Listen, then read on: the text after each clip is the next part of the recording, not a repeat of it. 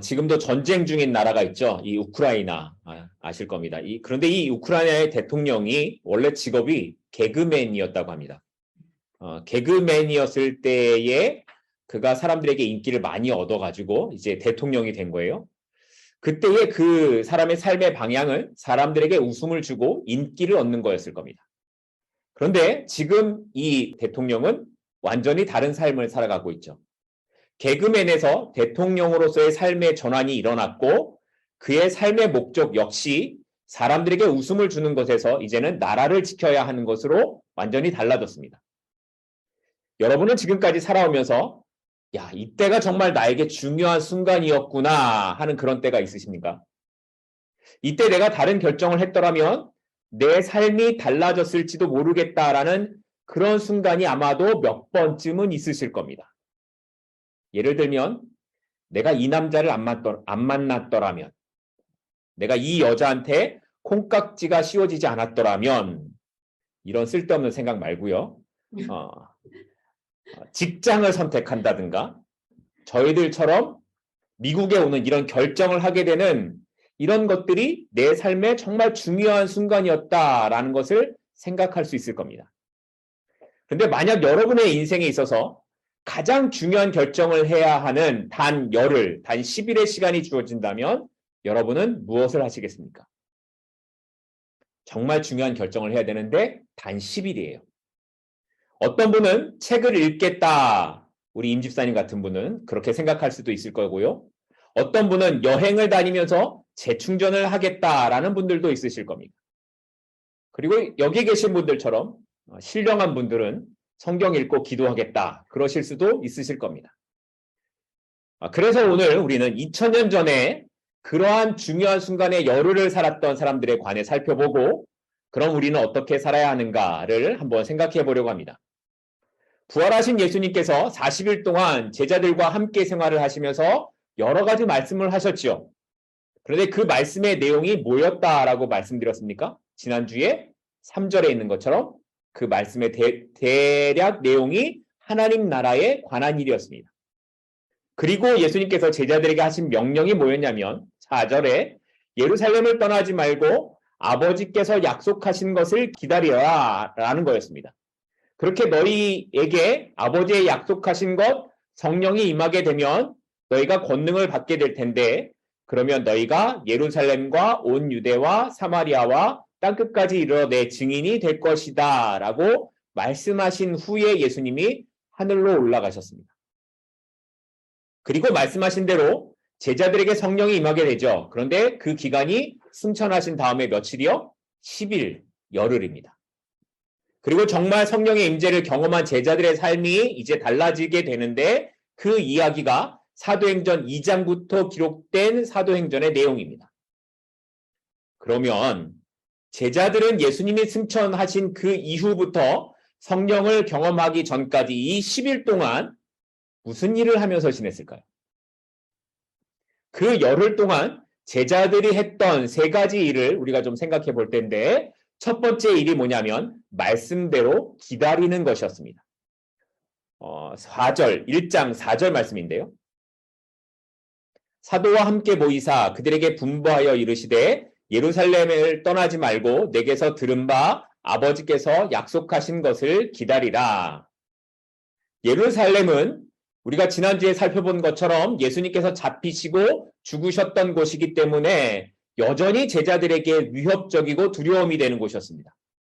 그러니까 거기서 기다린다라는 것은 제자들에게 공포와도 같은 것이었습니다. 더구나 예수님이 열흘 후에 성령이 올 거야 라고 약속하신 것이 아니라 언제 오실지 모르는 거예요. 그 약속이 언제 이루어질지도 모르는 기다림, 시간적인 두려움이 제자들에게 있었습니다. 제일 힘든 게 기약 없는 기다림이라고 합니다. 차라리 실패했다 그러면 포기하고 말 텐데 약속이 이 연락이 안 오면 정말 이게 더 초조해지고 불안해지죠. 우리는 알고 있지만 지금 제자들은 얼마나 기다려야 하는지 알지 못하는 상황 속에 있다 보니 이게 쉽지 않을 겁니다. 그래서 말씀대로 순종했던 사람들이 생각보다 많지 않았습니다. 고린도전서 15장 6절 말씀인데요. 고린도전서 15장 6절입니다.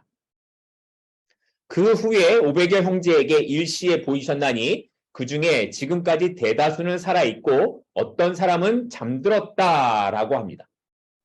예수님께서 부활하신 후에 마리아와 제자들에게 보이신 것 말고도 일시에 몇 명에게요? 500명에게 부활하신 모습을 보여주셨어요. 그리고 대부분은 아직 살아있어요. 물론 그렇지 않은 사람들도 있다라고 합니다. 자, 그런데 이 500명이 예수님을 봤어요. 부활하신 예수님을 만났어요. 그런데 마가의 다락방에서 기도하는 사람들은 몇 명이라고요? 120명이요. 120명만 말씀대로 순종했다라는 겁니다. 그런데 만약 여러분이라면 여러분은 120명에 속할 것 같습니까? 아니면 380명에 속할 것 같으십니까? 500명이 다 예수님의 부활을 목격했습니다. 하늘로 올라가시는 그 예수님을 바라봤습니다. 그런데 그 진실을 목격했음에도 그들은 어떻게 했다고요? 떠나갔다라는 겁니다. 아니, 부활하신 예수님을 만났는데 어떻게 이럴 수가 있나? 그런 생각이 드시나요? 그런데 알고 있어도 두려움이 크면 그럴 수 있습니다. 내부 고발자라는 말을 혹시 들어보셨습니까? 진실을 알아도 그 진실을 말했을 때 그것을 들었음에도 나에게 돌아올 이 불이익과 고통이 어떤 건지를 알기 때문에 대부분의 사람들은 알고도 그냥 지나갑니다. 내부자 신고를 하지 못하는 거죠. 마찬가지입니다. 예수님의 부활을 보고 경험했지만 두려움에 떠나가는 사람들이 더 많았다라는 겁니다. 물론 그 중에 380명 중에 어떤 사람들은 예수님께서 승천하신 것, 부활하신 것을 보고 마음이 뜨거워져서 증거하러 나간 사람들이 있었을지도 모릅니다. 그러나 대부분의 사람들은 두려워했을 거고 그래서 떠나갔던 겁니다. 심지어 120명의 사람들도 마가의 다락방에 모여서 나가지 못하고 그냥 그렇게 기다렸던 겁니다. 그런데 여기서 우리가 좀 주의 깊게 살펴봐야 하는 장면이 15절에 기록된 말씀입니다. 누가가 15절을 이렇게 기록합니다. 모인 무리의 수가 약 120명이나 되더라. 모인 사람의 숫자가 120명이었는데 이걸 누가가 어떻게 기록하고 있습니까? 어떻게 표현합니까? 120명이나 라고 표현합니다. 380명이 많습니까? 120명이 많습니까? 우리는 380명이 떠나가고 120명만 남았으면 120명밖에 없다라고 생각하는데 누가는 120명이나 되었다라고 표현합니다. 말씀대로 기다리기로 결심한 사람들, 같이 모인 사람들의 숫자가 120명인데 이 숫자가 적다고 느꼈던 것이 아니라 120명이나 되었다라고 생각했다라는 겁니다. 왜 그러면 누가는 120명이나 라고 했을까요? 그건 숫자가 120명, 80명, 60명 이게 중요한 것이 아니라 그곳에 모인 사람들이 어떤 사람들인가가 중요했기 때문이었습니다. 교회의 시작은 단순히 사람들이 모였다라는 것을 의미하는 것이 아니라 주님의 약속을 기다리기로 한 공동체가 교회다라는 것을 이야기하는 겁니다.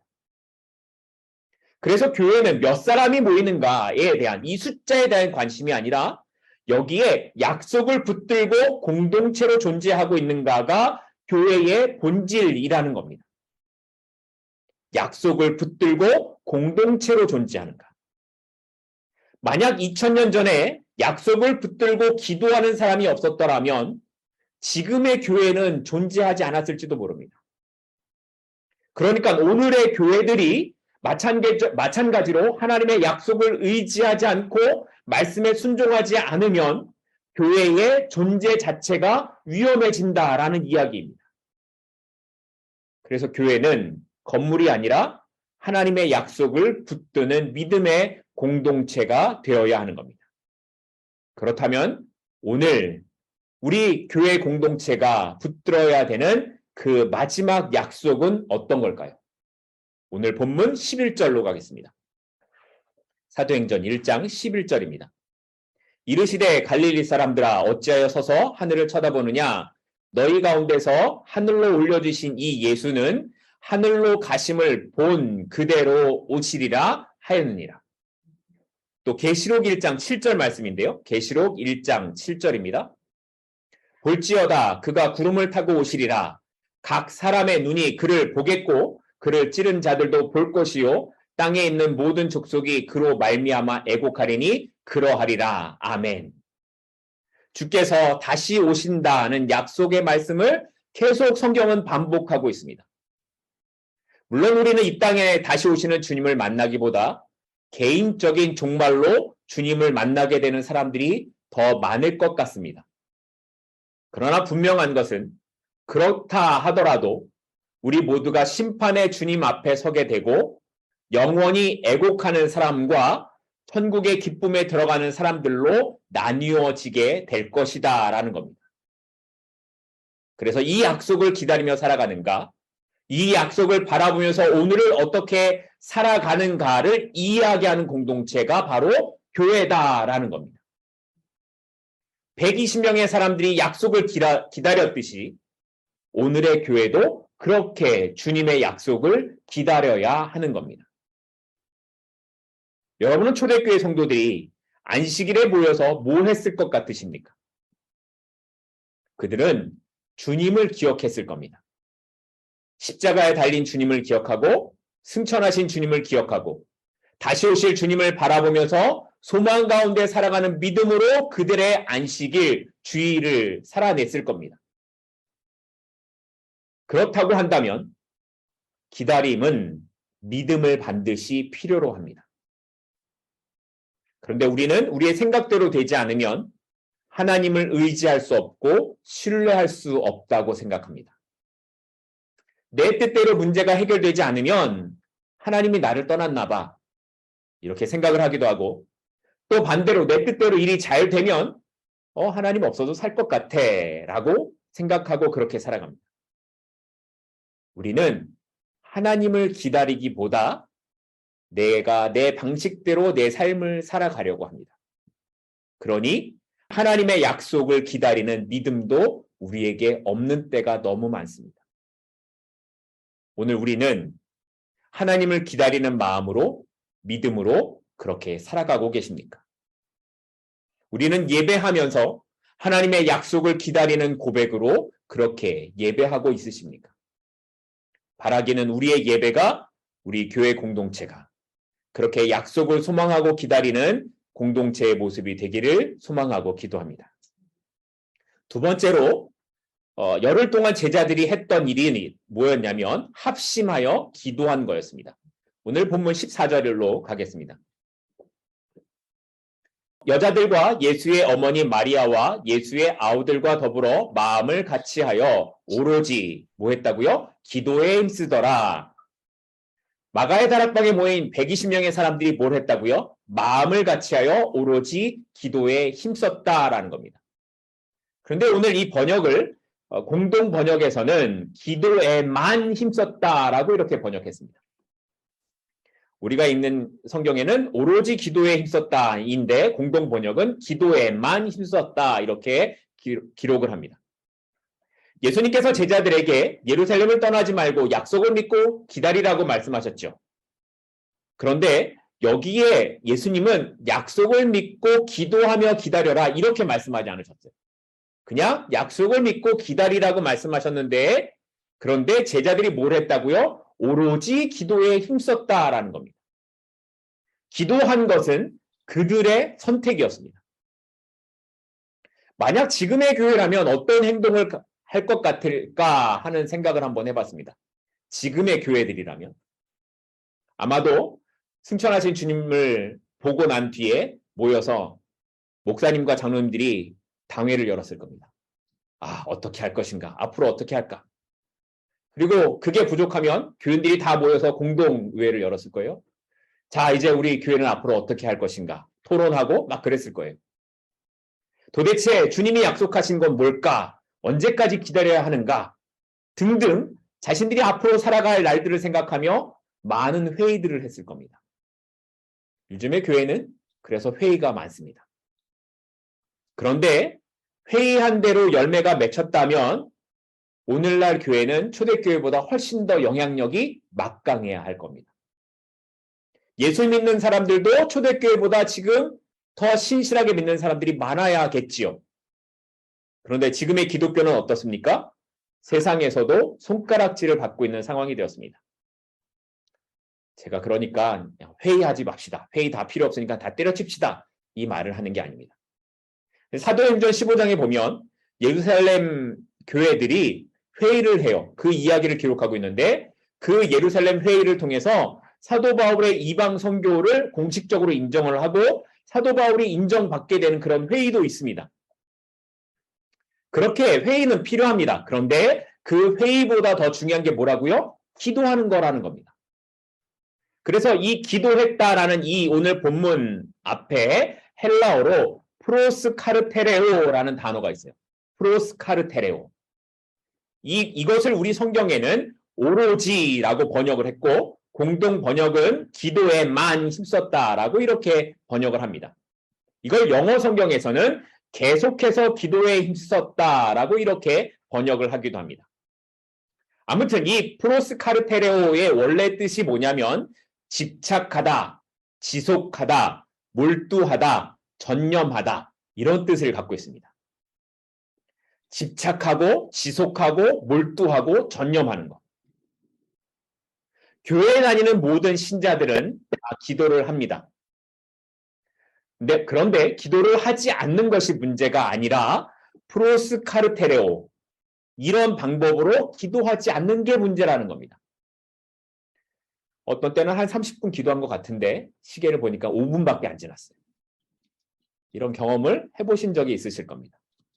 또 기도를 한다고 하는데 자꾸만 다른 생각이 떠올라요. 이런 경험도 해보신 적이 있을 겁니다. 또 기도는 이래야 한다라는 편견이나 틀이 있어서 좀 지성적으로 좀 뭔가 멋있어 보이는 기도를 하고 싶어 하기도 합니다. 특별히 어떤 때요? 대표 기도할 때요. 물론 그런 기도가 다 잘못된 것이라고 하는 것은 아니지만 그런 기도는 프로스카르테레오 이렇게 지속하고 몰두하고 전념하는 기도는 아닌 거라는 거죠. 이런 지속하고 몰두하는 전념하는 이런 기도는 마치 예수님께서 기도하실 때 땀이 핏방울처럼 되었다라는 그런 기도를 의미하는 겁니다. 여러분에게 있어서 이런 프로스카르테레오의 기도는 언제 했던 기억이 있으신가요? 너무 오래전에 있어서 기억도 나지 않으시 그런 일들이 있지 않았으면 좋겠습니다. 빌 하이벨스 목사님의 너무 바빠서 기도합니다라는 책을 보면 우리가 기도를 하지 않는 이유는 아무 효과도 없는 기도를 계속하는 것보다 차라리 어려운 상황을 견디며 사는 게 낫겠다라고 생각하기 때문이라는 겁니다. 다시 말해 그건 하나님에게 그런 능력이 있다라는 것을 의심하기 때문이라는 거죠. 그래서 우리는 바빠도 기도해야 한다라는 겁니다. 분주하고 바쁘게 살지만 기도하지 않는 것은 마치 가스가 떨어진 차와 같다라고 합니다. 차에 가스가 떨어질 때 우리는 조금 늦어도 주유소에 들러야 합니다. 그래야 차가 갈 수 있기 때문이죠. 기도가 없는 삶은 마치 가스가 없는 차가 움직이려 하는 것과 같다라고 그래서 이야기를 합니다. 예수님께서 하늘에 올라가시고 제자들이 성령을 경험하게 되기 전까지 이 10일의 시간 동안 제자들이 한 일은 오로지 기도에 힘쓴 것이었습니다. 지속적으로 몰두해서 기도하는 그 제자들의 시간이 있었기에 제자들의 삶이 달라지지 않았을까 하는 생각을 하게 됩니다. 오늘 우리는 어떻게 기도하고 있으십니까? 우리는 너무 바쁘기 때문에 혹시 기도에서 멀어지지는 않는가? 너무 많은 생각을 하기 때문에 기도에서 멀어지지는 않는가? 아니면 기도를 하고 있지만 다른 생각들이 우리의 생각을 사로잡고 있지는 않습니까? 하나님 앞에 우리의 마음을 다해 지속적으로 몰두해서 기도하는 그런 기도의 모습이 오늘 우리에게 기대하시는 주님의 음성임을 기억하는 저와 여러분이 될 수 있기를 소망합니다. 마지막으로 세 번째, 열흘 동안 제자들이 했던 일은 부족한 것을 고치는 일이었습니다. 부족한 것을 고치는 일이었습니다. 마가의 다락방에서 120명이 열심히 기도를 하고 있는데 하루는 베드로가 일어나서 이렇게 말을 합니다. 오늘 본문 21절, 22절인데요. 이러함으로 요한의 세례로부터 우리 가운데서 올려진 날까지 주 예수께서 우리 가운데 출입하실 때에 항상 우리와 함께 다니던 사람 중에 하나를 세워 우리와 더불어 예수께서 부활하심을 증언할 사람이 되게 하여야 하리라. 베드로는 가룟 유다가 예수님을 배반하고 어떤 모습으로 죽었는지를 상세하게 설명을 합니다. 그리고 비어진 그 자리를 메우기 위해 한 사람을 뽑자라고 제안했습니다. 그 뽑는 조건이 어떤 거냐면 우리와 함께 다니던 사람이어야 되고 부활을 목격한 사람이어야 한다라는 조건이 있었습니다. 그렇게 그 두 조건에 맞는 사람을 뽑았어요. 두 사람을 뽑은 다음에 기도하고 제비를 뽑아서 마띠아라는 사람을 새로운 제자로 세웠습니다. 사실 예수님과 함께하는 동안 베드로가 사람들 앞에서 이렇게 연설을 한 적이 없습니다. 복음서 어디를 보더라도 베드로가 사람들 앞에서 이렇게 말을 했던 적이 없습니다. 더군다나 20절을 보게 되면 베드로가 시편 말씀을 인용하면서 이야기를 해요. 시편에 기록하기를 이렇게 말을 해요. 그러면서 가룟 유다를 대신할 사람을 세우는 것이 말씀에 이렇게 기록했으니 이게 합당한 이유다라고 이렇게 설명을 합니다. 불같이 화를 내는 것만 할 줄 알았던 베드로가 달라진 모습을 보이고 있죠. 10일의 시간 동안 아마도 베드로는 기도하고 말씀을 읽었던 것 같고 그 말씀이 어떻게 적용되어지는지에 대한 통찰력도 갖게 된 것 같습니다. 아무튼 이렇게 11명의 제자에게서 12명의 제자로 다시 완성이 된다는 건 12지파를 상징하는 의미가 있고 동시에 더러워졌던 자리, 비어있는 자리가 회복되었다라는 의미까지 포함되는 것을 말하고 있는 겁니다. 그걸 베드로가 알았고 그 부족함을 채우자고 이야기한 겁니다. 기도하는 건 중요한 일이지만 그러나 동시에 해야 하는 일이 있습니다. 바로 부족한 것을 채우고 잘못된 삶을 고치는 겁니다. 기도한다고 하면서도 여전히 문제를 일으키고 기도한다고 하면서도 자신의 부족함을 알지 못하고 산다면 그 삶은 온전한 회복, 신자의 온전한 삶이 아닌 겁니다. 그래서 예수님께서도 이렇게 말씀하셨어요. 마태복음 5장 23절, 24절입니다. 마태복음 5장 23절, 24절입니다. 예물을 제단에 드리려다가 거기서 내 형제에게 원망 들을 만한 일이 생각나거든 예물을 제단 앞에 두고 먼저 가서 형제와 화목하고 그 후에 와서 예물을 드리라. 자신의 온갖 잘못된 것들, 미움, 시기, 교만 이런 것들을 그냥 방치한 채 기도만 열심히 하면 될까요? 그래서 제자들이 10일 동안 기도하면서 하는 것이 뭐냐면 자신들의 부족한 것을 채우는 것이었습니다. 세상 사람들이 교회를 비난하는 가장 큰 이유가 뭘까요? 믿는 사람들이 안 믿는 사람들보다 더 바르게 살지 않는다라는 데 있습니다. 교회는 열심히 다니는데 사기를 치는 거죠. 새벽 기도에는 빠지지 않는데 직원들 임금은 제대로 주지도 않는 겁니다. 좋은 일이 생기면 남보다 자기가 먼저 나서는데 불리할 것 같은 일이 생기면 뒤로 물러나 앉습니다. 그러면서 나는 예수 믿는 사람이야. 나는 믿을 만한 사람이라고 말을 하는 겁니다. 온전한 기도는 삶에서 기도가 나타나야 합니다. 나의 부족함을 발견하고 그것을 채워가기 위해 나를 죽이고 낮추는 사람이 되어야 합니다. 말씀에서 나의 부족함을 발견하고 기도하면서 그것을 채워가는 사람이 바른 신자의 모습인 겁니다. 그렇게 기다림과 전심으로 기도하는 시간과 부족함을 발견하고 채우는 이 열흘의 시간이 지나자 마침내 성령께서 임하시는 사건이 일어났습니다. 그리고 이것을 경험한 120명의 제자들은 능력의 사람으로 달라지게 되었습니다. 그 첫 번째 장면을 우리가 다음 주부터 이제 살펴보게 될 겁니다. 갈릴리의 제자들은 무식하기도 하고 불같이 급한 성격의 모난 사람들도 있었습니다.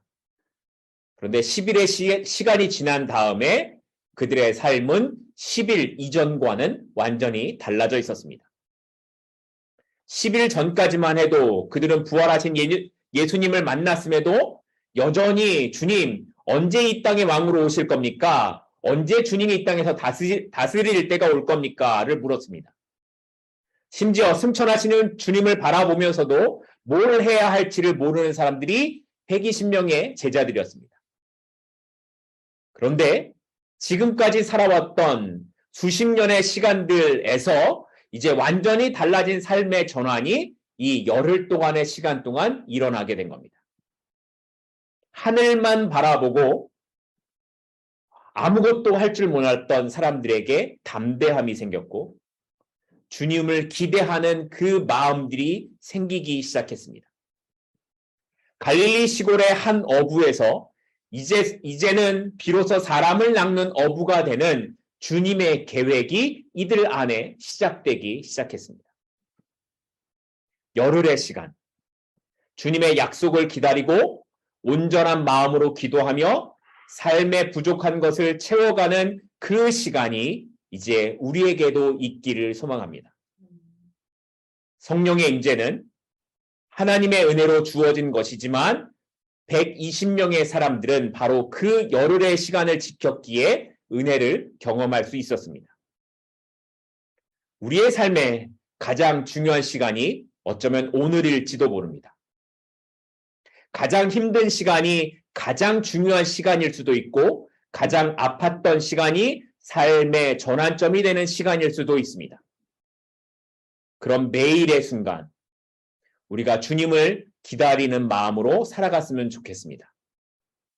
온전히 끝까지 기도하며 삶에서 복음을 증거하는 우리 모두가 되기를 소망하고 기도합니다. 그때가 주님이 우리를 세우시는 때이고 우리가 주님의 손에 쓰임 받는 시간이 될 때입니다. 기도하겠습니다.